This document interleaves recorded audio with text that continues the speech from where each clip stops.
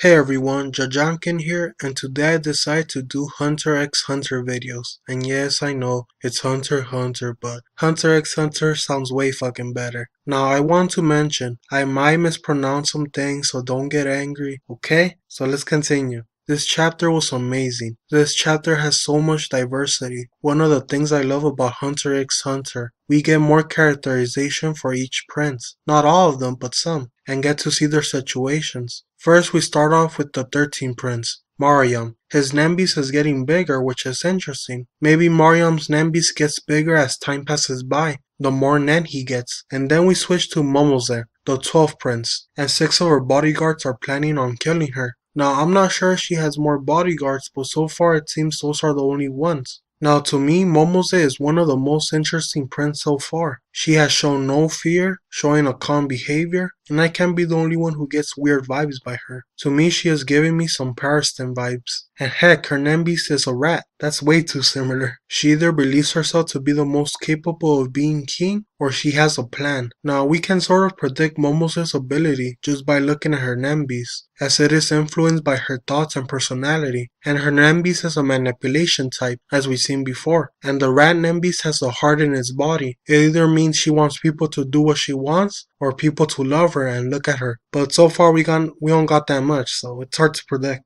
Now we move on to Fugetsu, the 11th prince. She's on her bed staring at a smartphone, and we see a picture of her with Kacho, her twin sister, the 10th prince, and starts to cry. Now this indicates two possibilities. One being Kacho and Fugetsu actually used to be very close and very good friends before, but Kacho started to want power and got corrupt, and Fugetsu misses her. And the other one is Togashi is baiting us, making us believe Fugetsu is a nice girl, but maybe she is the one with the more twisted personality and wishes to kill Kacho, which will be a very nice twist. And then we see two of her bodyguards worried, which is a surprise. They actually want to protect her so far. With almost every prince, every bodyguard is either a spy or wants to kill her for a reward. Then we move on to Kacho, the 10th prince, and she is disgusted by the food, and Melody is reading everyone's feelings, and everyone hates her. Now the way I see how Kacho is going to die is by her own personality. Everyone is gonna abandon her when the going gets rough. Then we move on to Haukenberg, the 9th prince. Now the last time we saw Haukenberg, every guard of his seemed to be dead or knocked out, and something knocked out Haukenberg, and he wakes up and every bodyguard is alive and walking, and we see a feather in his hand. Now here is my theory as to what happened. Either it was a vision from the future, as his Nembis has one eye, basically like a cyclops, and it is said that these one-eyed creatures are able to see into the future, or Haukenberg is in a dreamlike state, or perhaps his bodyguards are already dead and these are just fake. Next is Sale Sale, the 8th prince, who didn't seem concerned about the succession war, as the last time we saw him he was just partying, but his mom wants him to win, and Sale tells his mom, "Don't worry, I have a plan. At the next dinner party, the world will change." This has to be one of the most unexpected things I've seen. Out of everyone, I never expected him to do something drastic. Or maybe Sale is just lying to his mom so she doesn't bother him. But either way, I can't wait to see what he has in plan. Next is Lucerus,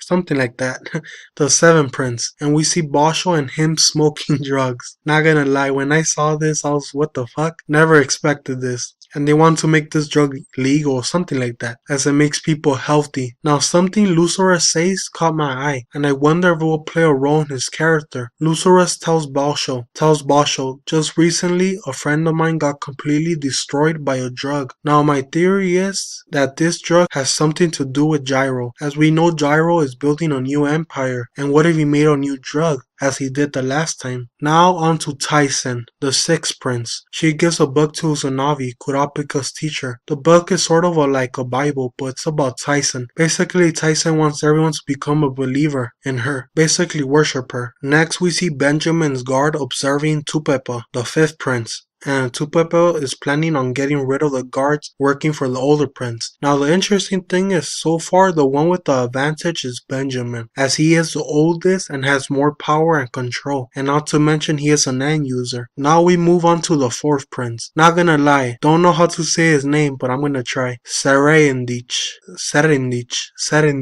something like that. So we have confirmation that the fourth prince is a prodigy, a Nan genius, as he is able to see his aura and control it to a degree, which is just wow, just wow. The fourth prince seems to have more potential and talent than Gon and Killua. Now many people are calling it bullshit. How is he able to learn Nen this quickly? But I actually have two theories as to why the fourth prince is learning Nen at a quick pace. Now who knows, maybe the fourth prince really is just a prodigy above anyone else. But I believe there are two possibilities. One being that the Nen beast awakens Nen passively on the prince, allowing them to awaken or learn Nen at a quicker rate. The second one being the fourth prince already knows Nen and is just testing his bodyguard or just fucking with her. But I doubt it, but hey, this could still be a possibility. Now, if the fourth prince really is just a prodigy and just learned it, I really don't have a problem with that, as it's been foreshadowed that the fourth prince is a genius. And yeah, one could consider it lazy writing, as it's the easy way out, but at the same time it isn't, as that's just being hypocritical. It's okay for Gon and Killua to be a prodigy, but for someone else, nope. It's like they say, there's always someone out there better than you at something. So I find it okay the fourth prince being a prodigy, as he comes from a royal bloodline. Maybe that has something to do with it. But still, it's too soon to criticize it, as we just don't know enough. Then we return to Kurapika and Zhonglei, the third prince, who are still discussing about Nen and the Nen beast. And Zhong provides Kurapika with two bodyguards, as he knows they are lacking support, as almost every bodyguard were killed. Now the thing with Zhonglei is that he is hard to read, as he can be good and bad, which makes it harder to tell if he's gonna be a bad guy and betray Kurapika. Next is Camila, the second prince, who is eating with the second queen, her mom, and tells her, by the way, I'm going to kill Benjamin first and Hulkenberg next. Are you okay with that? And wants her mom to kill Hulkenberg as she can get close, but she refuses. Now Camila, so far for me, she seems the most arrogant, as we haven't seen anything that makes her a real threat. She seems all talk to me, and we see one of Benjamin's guard listening into their conversation with his Nan ability, Secret Window, which is a really useful ability in this situation. Now Kurapika is in a bad situation due to the new two bodyguards, and they can't afford to have the queen use her ability in this situation, and Kurapika is stuck in a forced emperor time, which is going to cost him a lot in his lifespan. And lastly, the main event, the hypest shit in this chapter. Chrollo's back. Chrollo is in the 4th or 5th floor in this ship, and a passenger walks by him and sees his face and asks Chrollo, what's wrong? You're making a really mean face. And Chrollo responds, I am? With a question mark. And then the passenger says, looks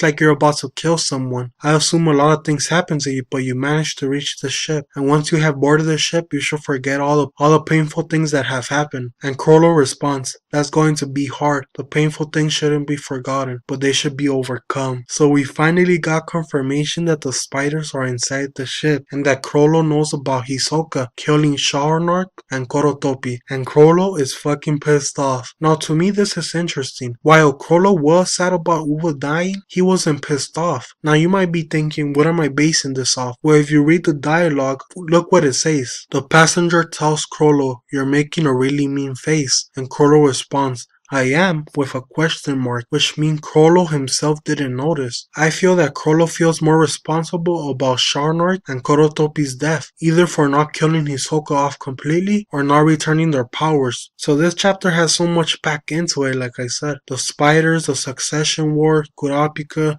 Bisky, Hanzo, Melody, Basho, and Kurapika's teacher. And lastly, we still don't have confirmation, but possibly Hisoka's inside the ship. Now this arc is going to be a war zone. There are going to be so many deaths in this arc, which sucks if it's one of your favorite characters. This chapter is so diverse, so much characterization for each prince, some comedy, more information regarding each prince and what state they are in, and lastly Chrollo. So everyone, that's the end of the video. Hope you enjoyed.